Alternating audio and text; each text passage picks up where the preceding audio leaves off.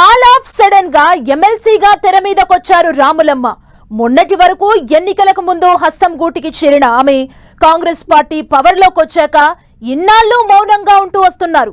కాంగ్రెస్ అధిష్టానం ప్రకటించిన ముగ్గురి పేర్లలో ఆమె పేరును చూసిన వారంతా షాక్ అయ్యారు.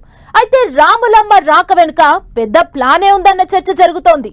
బీఆర్ఎస్ లో కీలకంగా ఉన్న ఓ మహిళా నేతను ఢీకొట్టేందుకే విజయశాంతిని రంగంలోకి దించుతున్నారట.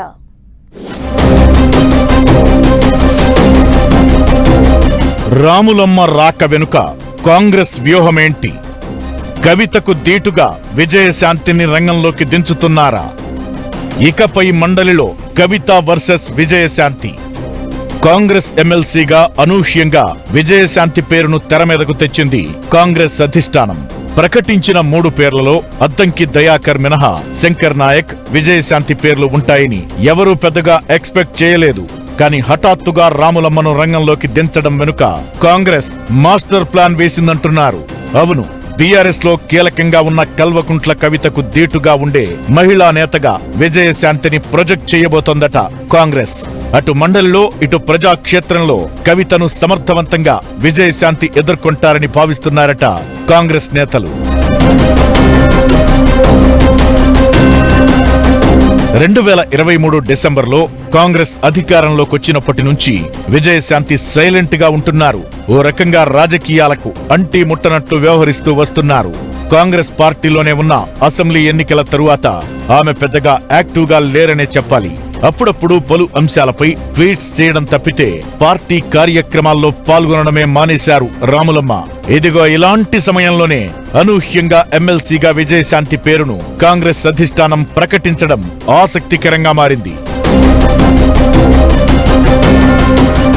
అయితే అంతా అనుకుంటున్నట్లు కాంగ్రెస్ పార్టీ విజయశాంతిని హఠాత్తుగా ఏమీ రంగంలోకి దింపలేదని తెలుస్తోంది. పక్కా ప్రణాళికతో ముందు చూపుతోనే రాములమ్మను తెరపైకి తీసుకొచ్చారని కాంగ్రెస్ వర్గాలు చెబుతున్నాయి. ప్రధాన ప్రతిపక్షమైన బీఆర్ఎస్ పార్టీలో కేసీఆర్ కూతురు కవిత చాలా కీలకంగా వ్యవహరిస్తున్నారు. అన్ని రాజకీయ అంశాల్లో తనదైన స్టైల్లో స్పందిస్తున్నారు. మరీ ముఖ్యంగా కాంగ్రెస్ ప్రభుత్వ వైఫల్యాలను మండలి నుంచి మొదలు అన్ని సందర్భాల్లో తీవ్ర స్థాయిలో ఎండగడుతూ వస్తున్నారు.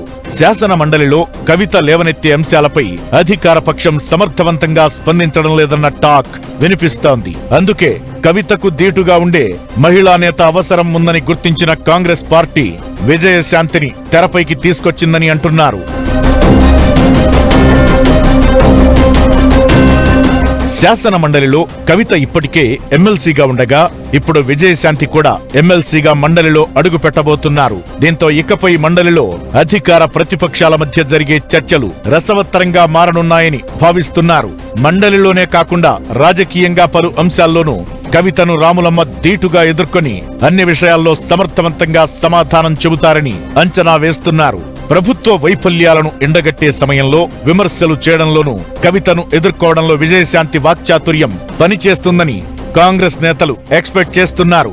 గతంలో బీఆర్ఎస్ లో కేసీఆర్ తో కలిసి పనిచేసిన రాములమ్మ గులాబీ పార్టీని కూడా అన్ని అంశాల్లో కార్నర్ చేయడంలో సక్సెస్ అవుతారని అంచనా వేస్తున్నారు. కేసీఆర్, కేటీఆర్, హరీష్ రావులను రాజకీయంగా దీటుగా విమర్శించే మహిళా నేతగా రాములమ్మను కేబినెట్ లోకి తీసుకునే అవకాశమూ లేకపోలేదనే టాక్ గాంధీ భవన్ వర్గాల్లో వినిపిస్తోంది.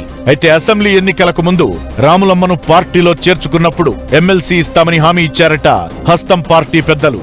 అటు హామీని అమలు చేయడంతో పాటు ఇటు ప్రధాన ప్రతిపక్షం బీఆర్ఎస్ మీద బాణాలు ఎక్కుపెట్టేందుకు రాములమ్మ వాక్చాతుర్యం పనికొస్తుందని భావించారట కాంగ్రెస్ నేతలు. అయితే విజయశాంతి బీఆర్ఎస్ ను ఎంతవరకు కార్నర్ చేయగలుగుతారో చూడాలి మరి.